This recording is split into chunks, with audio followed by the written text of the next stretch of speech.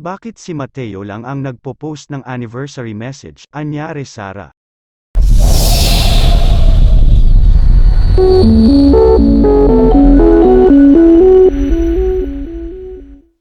Mateo Guidicelli at Sara Geronimo. Marami ang nagtataka kung bakit hindi nagpo-post sa social media si Sara Geronimo ng mga birthday at anniversary message para kay Mateo Guidicelli. Tulad na lang daw sa kanilang 4th wedding anniversary celebration nitong nagdaang Martes, February 20, kung saan binati ni Mateo ang kanyang wifey sa pamamagitan ng Instagram. Nag-share ang kapuso actor at TV host ng mga sweet photos nila ni Sara together sa IG kalakip ang kanyang anniversary message. 4 years of wow, marriage is complete with all the emotions you'll ever imagine, learning and living life with you is magical and unexplainable, wisdom and maturity is gained. Looking forward to many more years, forever, I love you, thank you for being you, ang bahagi pa ng caption ni Mateo.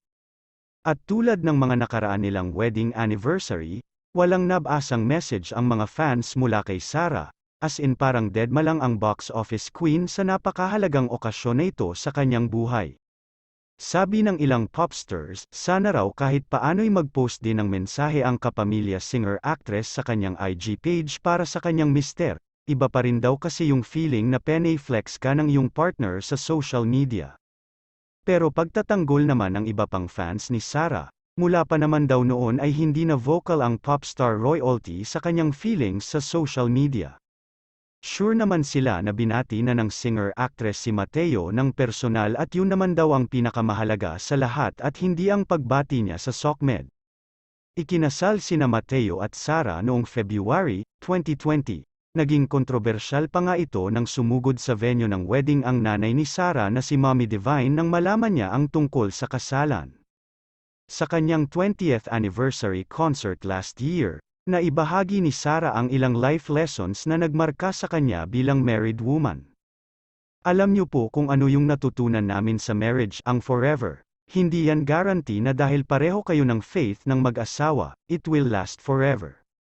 What can make it last for a long time is your faith in God, di ba? Love, continuous yun. Yung pagtitiwala, that you continue to grow, kayong mag-asawa, say ni Sara.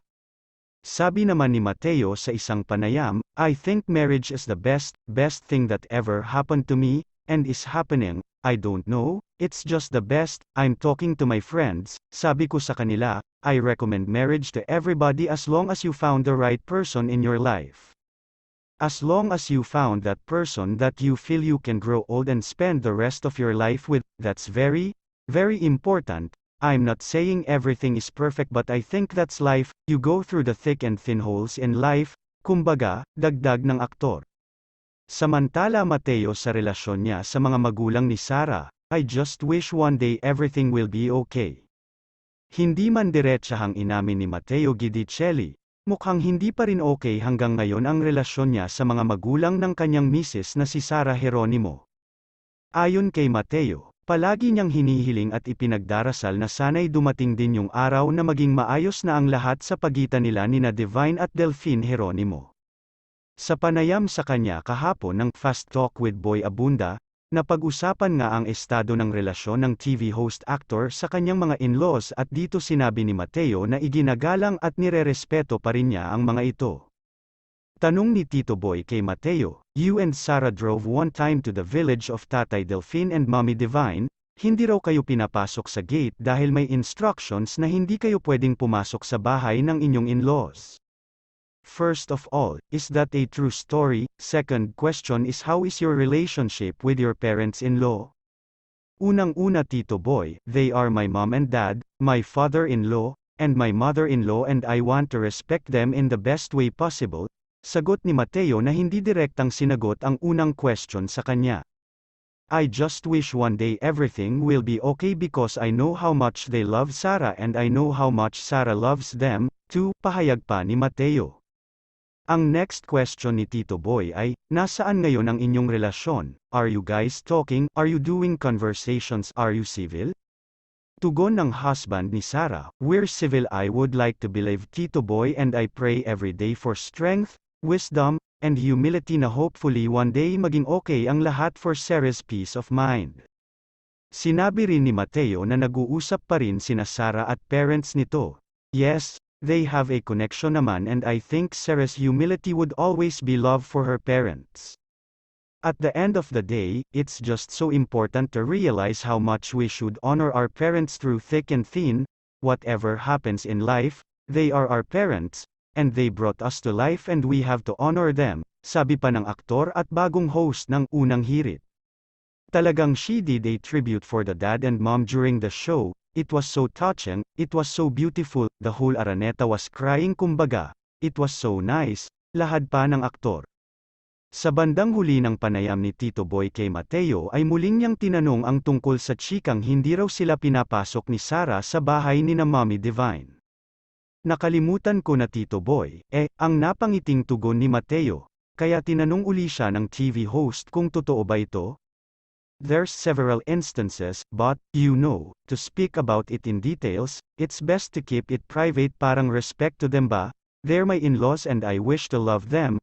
I wish to love them for Sarah's sake, for the family's sake, pahayag pa ng aktor. At samantala Mateo solid popstar pa rin kahit asawa na si Sarah, I am very, very proud of you. Short but sweet ang message ng aktor na si Mateo Guidicelli para sa asawang si Sarah Geronimo. Ibinandera ni Mateo ang mga larawan sa Instagram kasama ang actress-singer na nagdiriwang ng ika-19th anniversary sa showbiz. Mukhang sa kabila ng kanilang pagiging mag-asawa ay nananatili pa ring fan si Mateo ng kanyang talented misis. Today marks your 19th year in show business, seeing you grow every single day as an artist and as a woman, totally blows my mind. Your passion, dedication, hard work and focus is just on another level, saad ni Mateo sa kanyang caption.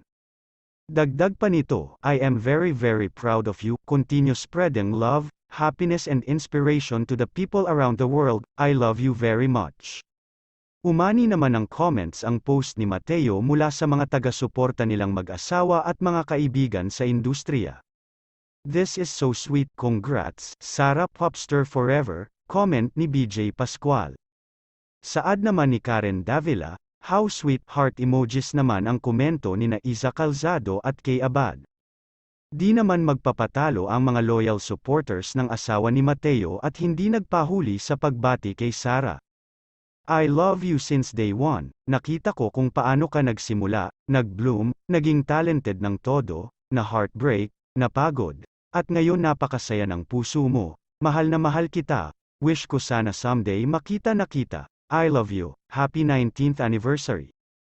Congratulations Sarah, you're a priceless gift to this industry made more precious by your hubby, Mateo, God bless, oh, what a very sweet greeting, I'm happy that you're both happy and congratulations Sarah, hirit naman ni at All About My Stars unang nakilala si Sarah matapos itong manalo sa talent show na, Star for the Night, ilan rin sa mga sikat niyang kanta ay, To Love You More, I Still Believe in Loving You, Kilometro, at Thala.